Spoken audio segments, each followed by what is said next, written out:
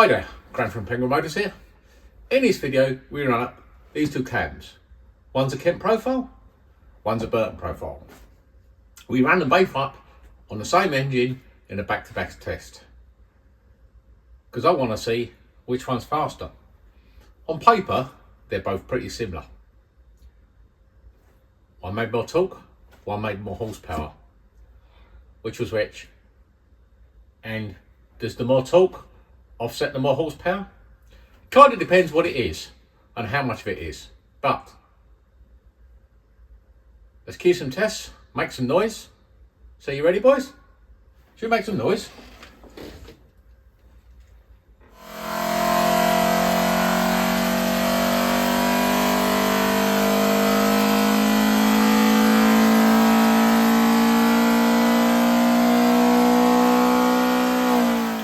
Now before we make noise, we better talk about the test motor, because to do a test, we need a test motor. And as much as it might seem like it, this video is not sponsored by Burton's, although quite a lot of the bits in it came from Burton's. Anyway, we've got here Dyno Dog 2.1. Dyno Dog 2.1 is, as its name suggests, is a 2.1 Pinto. It features forged ACRALITE pistons, a set of with short skirts, a set of long rods from Burton's. We've got a Burton CNC race cylinder head, and here trusty pair of 45 DCOE with 38mm chokes. And yes, I know if I'd used bigger carbs and bigger chokes it might have made more, but what I was doing for this test, I was going for Mr. Kind of Average. Your road, street, strip engine, bit of everything, bit of track day, bit of weekend warrior. So 45mm carbs, 38 chokes are a good compromise. They will work well. So without more ado, let's get this running and see what it did.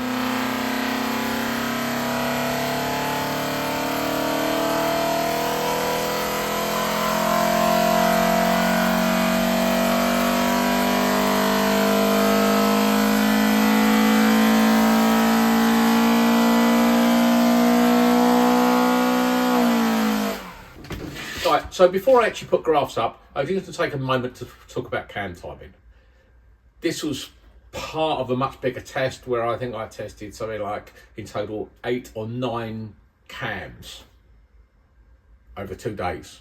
It's a lot of work. There's a lot of dyno running time, a lot of bedding cams in, a lot of burnt fingers, because changing a cam that was doing 7,000 RPM 3 minutes beforehand is pretty damn hot. But anyway, that's what I did.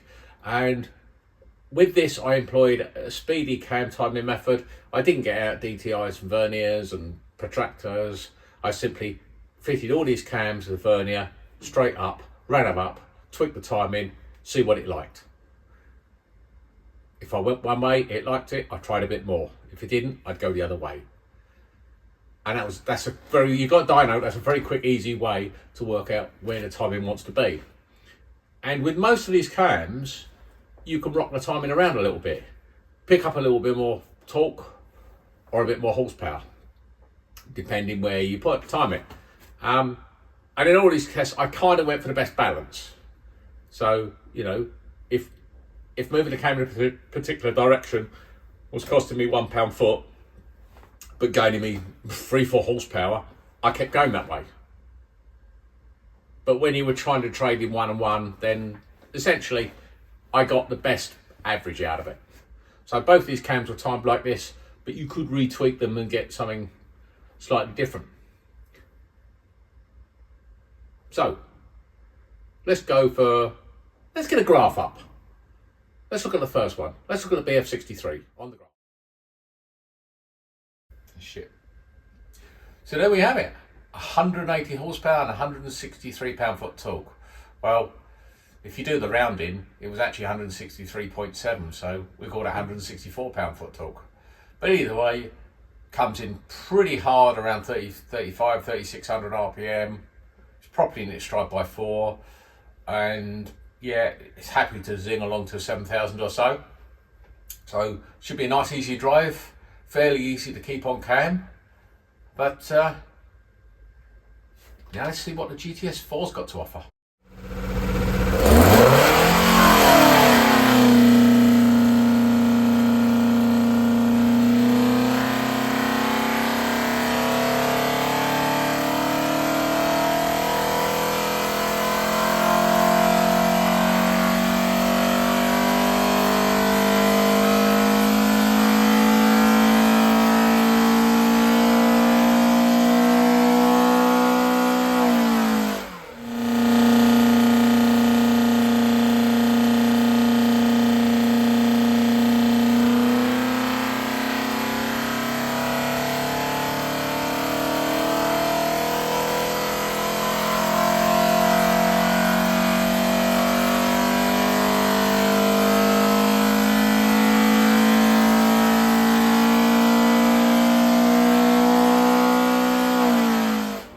did you catch that? Those numbers that flicked up on the screen looked a lot bigger.